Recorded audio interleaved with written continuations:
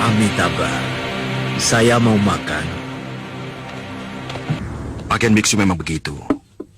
Berbeda dengan pakaian umum. Biksu? Bangsa apa itu? Kamu saudagar besar. Butuh pengawal.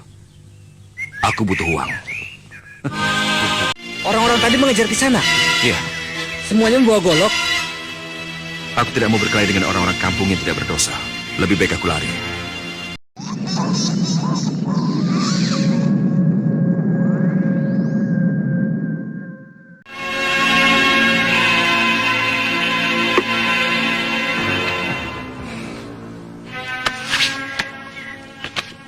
Kamasutra!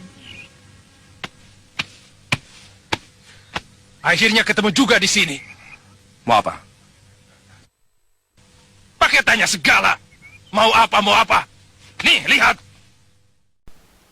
Di awal episode ini, kita langsung menuju pada Kamasutra yang di saat itu sedang didatangi oleh seorang lelaki paruh baya dan seorang wanita yang merupakan anak perempuannya.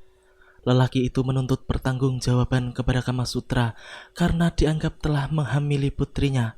Sang pendekar itu pun dengan tenang menghadapinya karena ia merasa bahwa ia tidak melakukan semua yang dituduhkan kepadanya. Namun lelaki itu tetap ngotot, bahkan ia langsung menyerang Kamasutra. Hal itu jelas tindakan bunuh diri bagi lelaki tersebut karena Kamasutra pasti bukanlah tandingannya. Ia pun harus babak belur karena hajaran pendekar yang baru-baru ini telah bertobat dari segala macam kesesatan itu. Maaf, saya sebenarnya tidak bermaksud jahat pada Bapak. Saya hanya membela diri. Kamasutra!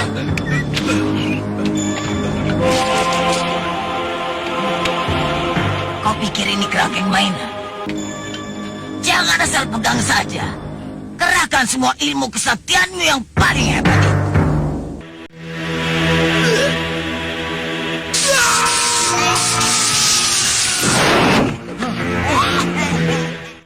Di sisi lain, tampak Mak Lampir yang di saat itu sedang berada di markasnya bersama dengan Gundala Seta. Nenek setan tersebut tampak mentertawakan sekutunya yang tidak mampu memegang kerangkeng sihirnya kepada Grandong. Ya, Mak Lampir dan Gundala Seta pada episode sebelumnya memang telah berhasil menaklukkan Grandong serta memenjarakannya. Ratu Golongan Hitam itu pun berencana untuk memulihkan ingatan Grandong agar mau menuruti atau patuh terhadap semua perintahnya seperti dahulu ketika makhluk tersebut baru saja lahir. Kini kita kembali menuju pada Kamasutra yang di saat itu sedang berada pada rumah seorang saudagar kaya yang akan bekerja sama dengannya, di mana ia akan mengawal kiriman barang-barang sang saudagar menuju Mataram. Kamu saudagar besar. Butuh pengawal. Aku butuh uang. Beres kan? Kamasutra, lari. Ada apa? Kamasutra, lari. Ada apa? Cepat lari, ada suamiku. Suamimu? Iya, Sarnubi. dia sedang kemari mencari kamu. Tenang saja, jangan panik. Suamiku orangnya pemarah, dia bawa golok. Biar bawa golok, panah, tombak. Biarkan saja. Biar saja dia kesini. Suamimu juga bukan orang bersih. Dia tukang kawin.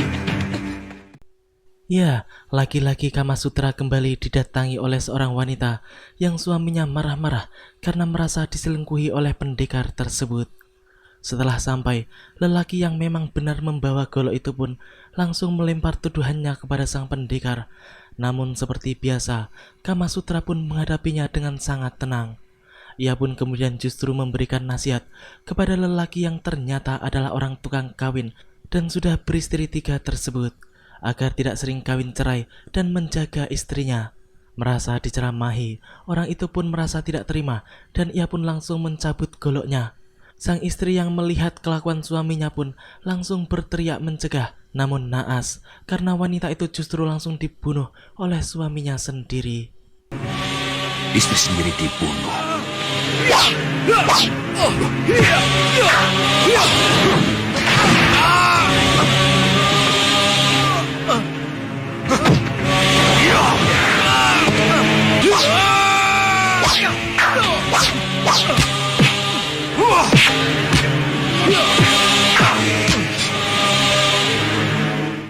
Lelaki itu pun babak belur karena hajaran Kamasutra.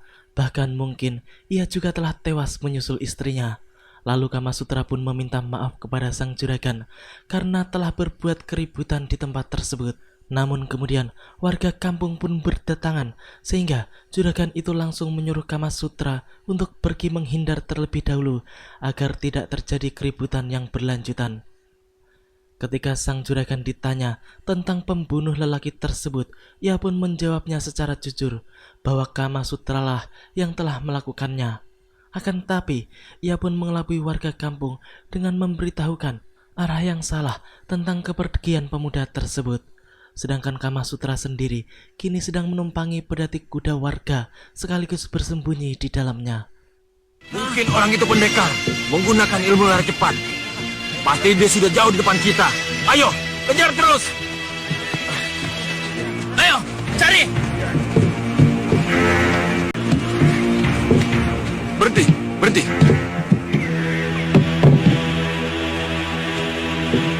Orang-orang tadi mengejar ke sana. Iya, Semuanya membawa golok.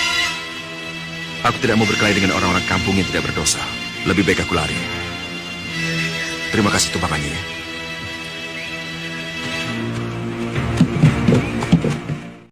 Kini kita beralih pada Kiai Jamas dan Santa Lima yang di saat itu telah bertemu kembali setelah beberapa waktu lalu si mata malaikat itu terkena sihir Nyi Blorong dan hampir masuk dalam perangkapnya.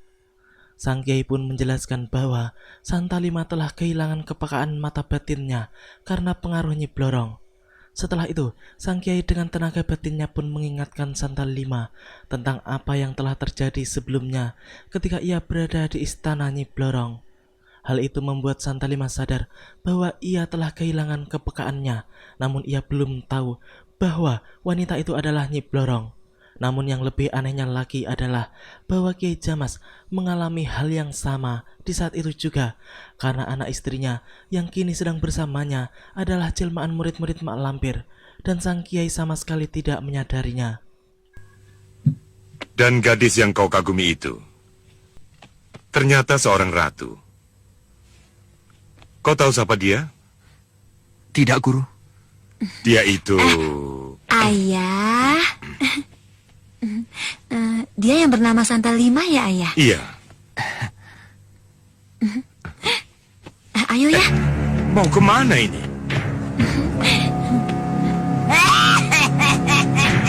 Bagus Dewi Lanjar, bagus. Kiai Jamas memang harus dijauhkan dari Santa Lima. Mak Lampir sangat senang karena muridnya yang menyamar sebagai putri Kiai Jamas berhasil menggagalkan kata-kata sang Kiai yang akan mengatakan tentang siapa sebenarnya yang telah mengelabui Santa Lima. Mak Lampir pun kembali memerintahkan Nyi Blorong untuk melanjutkan misinya guna menundukkan si mata malaikat dengan asmara. Sementara itu, Kiai Jamas yang digandeng oleh putrinya kini dibawa keluar untuk bertemu dengan sang ibu yang telah menunggu di luar halaman rumah. Di sana mereka berdua kembali memainkan sandiwara agar sang Kiai bisa dijauhkan dengan Santa Lima. Mereka berdua benar-benar membuat sang Kiai menjadi sibuk dengan tingkah keduanya yang sengaja dibuat-buat. Kini kita kembali lagi pada Kamasutra yang di saat itu sedang berada pada sebuah kedai bersama sang juragan. Amitabha, saya mau makan. Pakaian biksu memang begitu. Berbeda dengan pakaian umum. Biksu, bangsa apa itu? Iya, biksu sebutan pendeta Buddha. Aku kurang tahu dari mana. Para biksu, rumpun bangsa mereka bermiripan satu sama lain. Sulit untuk membedakannya. Di saat itu, seorang biksu yang baru saja datang ke kedai tersebut pun langsung didatangi oleh gerombolan manusia liar yang menuntut balas atas kematian saudaranya yang sebelumnya telah tewas dibunuh oleh sang biksu karena membela diri, di mana orang yang telah tewas itu ingin merebut pedangnya. Penjelasan sang biksu pun sama sekali tidak digubris oleh dua orang bertampang kasar tersebut. Bahkan mereka meminta pedang malaikat yang dibawa oleh sang biksu untuk menebus nyawa saudara mereka. Sepertinya pedang malaikat yang dibawa oleh biksu tersebut memiliki keistimewaan bagi orang-orang tersebut. Atau mungkin senjata itu adalah merupakan senjata pusaka yang sangat sakti, sehingga menjadi rebutan dunia persilatan. Pedang malaikat milik saya. Saya sangat sayang. Dan saya tidak akan memberikan pada tuan-tuan.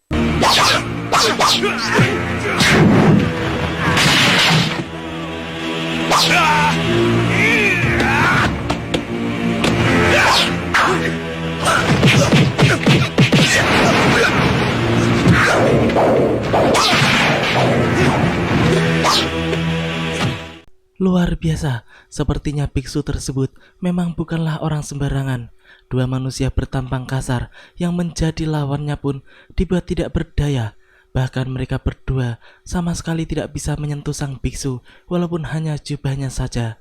Kamasutra yang sedari tadi menonton adegan seru di depan matanya pun hanya bisa tersenyum santai karena ia merasa bahwa hal itu adalah hiburan yang cukup menarik baginya. Begitu juga dengan para penduduk yang berada di dalam kedai tersebut. Entah mengapa mereka bukannya lari ketakutan, namun mereka justru menjadi penonton pertarungan tersebut. Mungkin mereka penasaran dengan kehadiran biksu yang masih asing di mata mereka. Kini sang biksu harus menghadapi dua orang sekaligus, dan sepertinya orang-orang tersebut memiliki kemampuan yang cukup tinggi. Hal itu terbukti dari serangan-serangan mereka yang masih saja hebat walaupun sudah terluka. Merasa memiliki lawan yang cukup tangguh dan alot, sang biksu pun kemudian segera mencabut pusakanya, yaitu pedang malaikat yang telah menggigirkan dunia persilatan.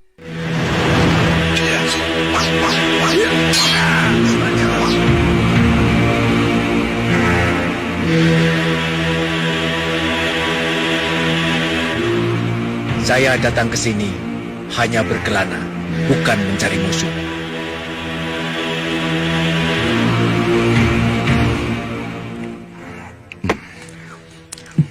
Aku harus menemui dia.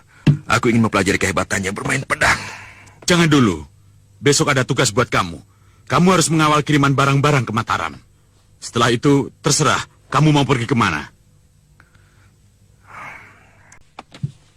Seperti apa kehebatan pedang malaikat itu? Senjata apapun yang lebih besar, bahkan senjata pusaka, hanya sekali sabet, putus.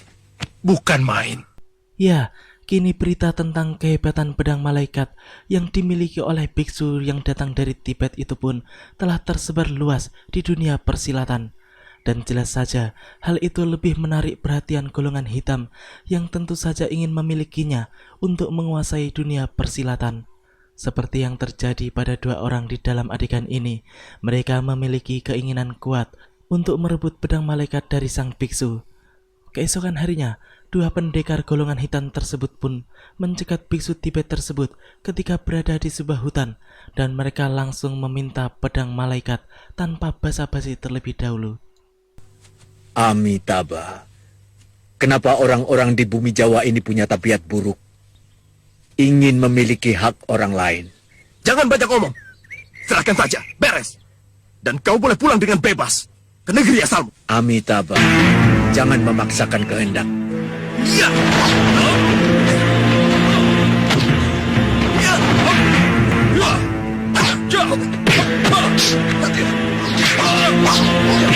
Akhirnya, pertarungan sengit pun terjadi di antara mereka.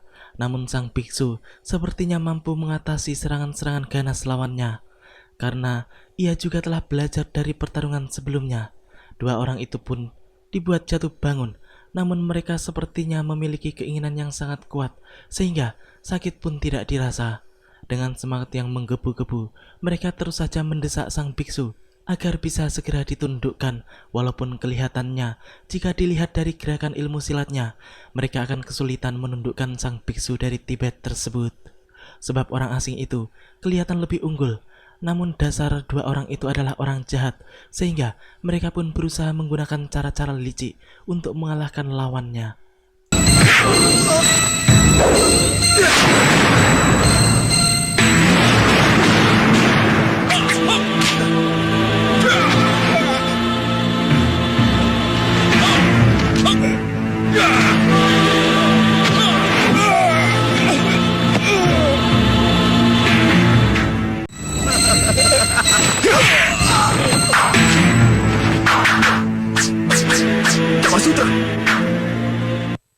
Kamasutra, kenapa ikut campur? Memalukan. Pendekar macam kalian menggunakan akal busuk menjatuhkan lawan. Untuk memenangkan pertarungan, cara apapun sah. Kamasutra. Kamasutra yang tiba-tiba muncul dan langsung merebut pedang malaikat yang berada di tangan dua orang jahat itu pun membuat mereka menjadi sangat terkejut. Kedua orang itu sepertinya sudah mengenal Kamasutra karena memang sebelumnya mereka ingin membunuh pemuda tersebut, dan Kamasutra pun sudah mengetahuinya ketika ia menguping pembicaraan orang-orang golongan hitam tersebut di sebuah kedai yang juga ada Lindu Aji di dalamnya ketika itu. Mereka pun kini meminta kembali pedang malaikat yang berada di tangan Kamasutra. Namun hal itu tentu saja ditolak mentah-mentah oleh sang pendekar, sehingga terjadilah pertarungan di antara mereka. Entah mengapa, Kamasutra sepertinya begitu cocok dengan pedang pusaka itu, karena ia bisa menggunakannya dengan mudah untuk menjatuhkan lawannya.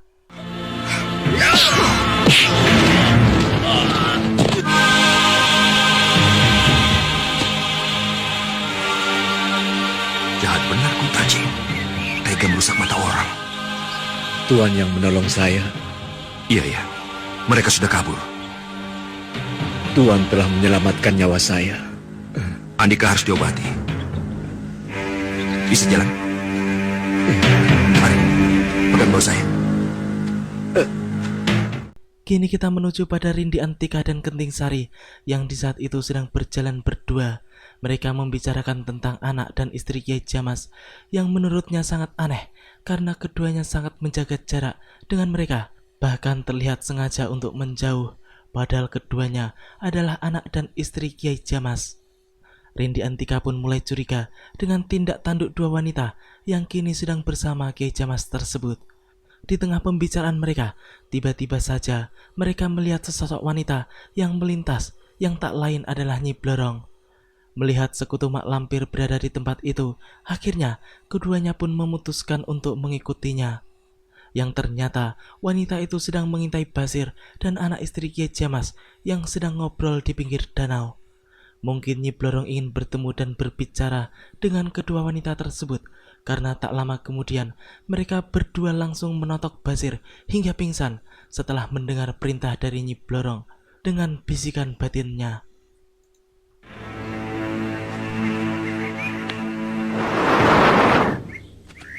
Pantas, aku selalu curiga pada istri dan anaknya Kiai Jamas itu. Rupanya mereka musuh yang telah menyusup ke tengah kita. Kita tangkap sekarang. Jangan, biarkan saja seolah-olah kita belum mengetahui rahasianya. Jangan melakukan hal yang mencurigakan, supaya rahasia kalian tetap terjaga.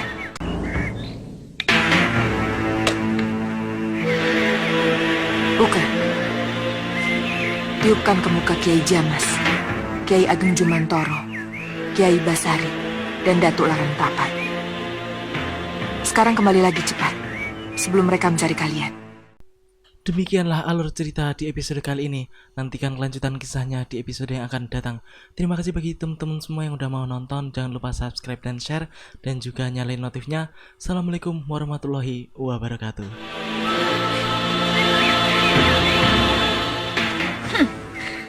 Hebat, berani kau mendatangi seorang macan.